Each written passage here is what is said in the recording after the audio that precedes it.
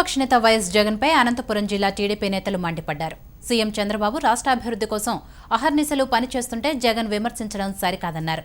ముఖ్యమంత్రిని కంత్రి అనడంపై ఆగ్రహం చెందారు. అనంతపురం జిల్లాకు నీరిస్తే జగన్ ఎందుకు బాధపడుతున్నారన్నారు. స్థాయి మరిచి పిచ్చి ప్రేలాపనతో మాట్లాడుతున్నాడని జగన్పై నిప్పులు చెరిగారు. రాజకీయాలు ఎవరికైతే నోటి తీట ఉందో, నోటి దురద ఉందో వాళ్ళు బాగుపడిన దాఖలాలు ఈ చరిత్ర లేవు. నువ్వు కూడా ముఖ్యమంత్రి గారిని ముఖ్య కంత్రి అంటున్నావు. నీతికి నిజాయితీకి చంద్రబాబు నాయుడు గారు ప్రతిరూపం. అవినీతి నారావారి ఇంట వంట లేదు. నువ్వు అవినీతికి, అరాచకాలకు, దౌర్జన్యాలకు, దోపిడీలకు ప్రతిరూపం.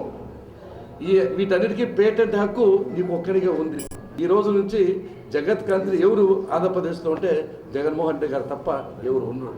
ఒకవైపు స్థాయిని మరిచి మరోవైపు ఆయన మానసిక పరిస్థితిని ప్రజల ముందు చూపించేలా ఆందోళనతో కూడుకున్నటువంటి మనస్తత్వంలో పిచ్చి ప్రేలాపనలు మాట్లాడుతున్నాడు.